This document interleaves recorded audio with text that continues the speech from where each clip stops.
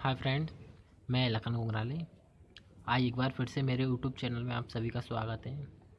आज हम सीखेंगे संख्या पद्धति के बारे में, ठीक है, जो कि इंग्लिश में बोलते हैं इसको नंबर सिस्टम। नंबर सिस्टम के बारे में जानेंगे। नंबर सिस्टम क्या होता है, यानी अंकों के बारे में, है ना। कोई भी अंक लिखने के लिए, कोई भी संख्या लिखने के लिए अंकों की ज़रूरत होती है। ठीक, किस तरीके से, जैसे कि कोई भी संख्या लिखने के लिए अंकों की ज़रूरत होती है। ठीक, जैसा पहला अंक होता है इकाई का,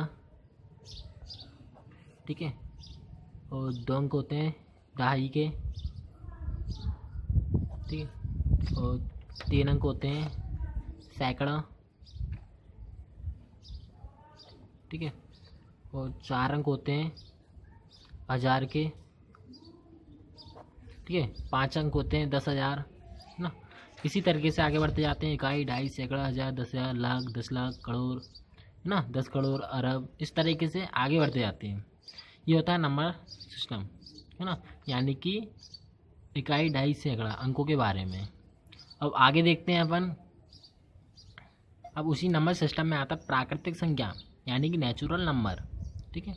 प्राकृतिक भी बोल सकते हैं या प्राकृत भी बोल सकते हैं, ठीक है। क्या होते हैं प्राकृतिक संख्या?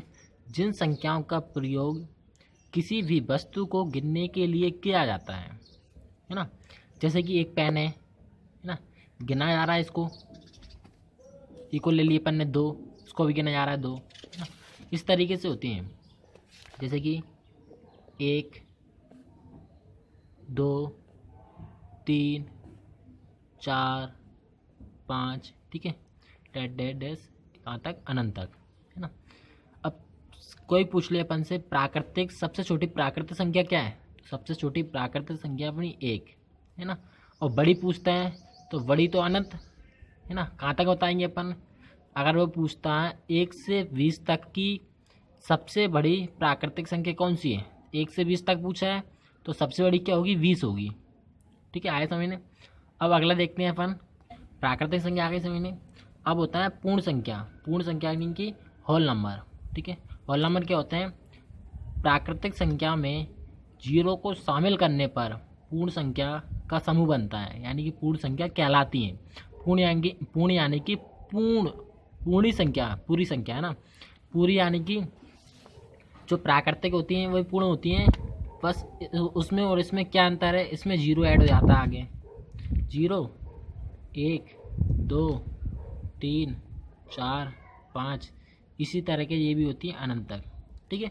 अब सामने वाला कोई पूछ ले अपन से सबसे छोटी पूर्ण संख्या क्या है, सबसे छोटी पूर्ण संख्या 0 है। अगर पूछता है सबसे बड़ी पूर्ण संख्या क्या है, सबसे बड़ी पूर्ण संख्या पता ही नहीं है अपन को। अगर बोलता है 0 से 10 तक के बीच में, 10 तक है ना, तो सबसे बड़ी पूर्ण संख्या कौन सी है, सबसे बड़ी पूर्ण संख्या 10 है। अगर 0 पूछता है तो 1 है, ठीक है। अब आगे देखते हैं अपन इवन नंबर। इवन नंबर क्या होते हैं, यानी सम संख्या। सम संख्या होती हैं संख्या 2 से पूरी तरह क्या हो, विभाजित हो जाती है, उसे सम संख्या कहते हैं, है ना। जैसे कि 0 भी सम संख्या है, 2 है, 4 है, 6 है, 8 है, 10 है, 12 है, इसी तरीके से आती है, ठीक है। ये होती है सम संख्या।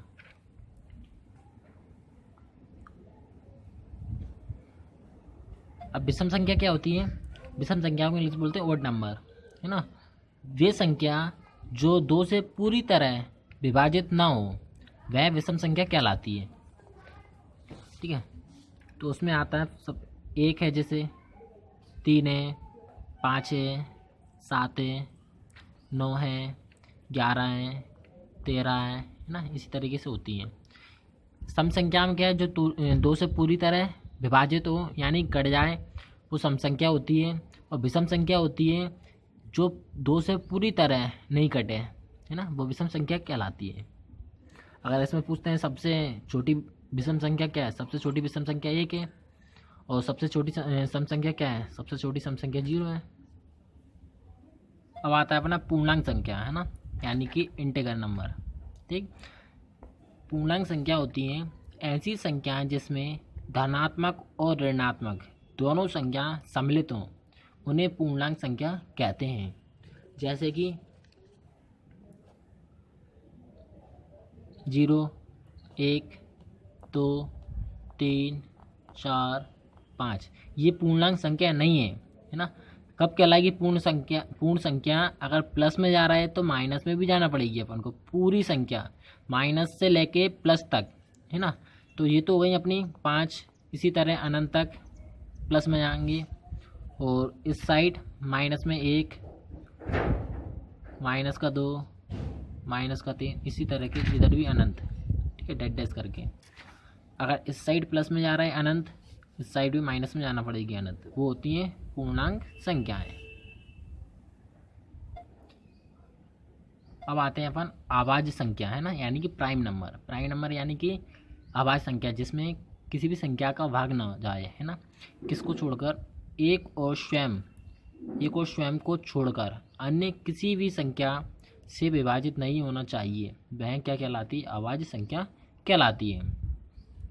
जैसे कि 2 में 1 का भाग और स्वयं का भाग नहीं जाना चाहिए ना। अदर संख्या का भाग 1 को और स्वयं संख्या का भाग जाना चाहिए, अदर संख्या का भाग नहीं जाना चाहिए। वो होती आवाज़ संख्या।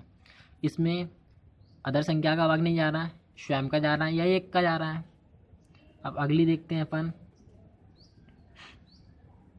3, 5, 7, ठीक है, 11, 13, है ना, 17, ये है आवाज़ संख्या, है ना।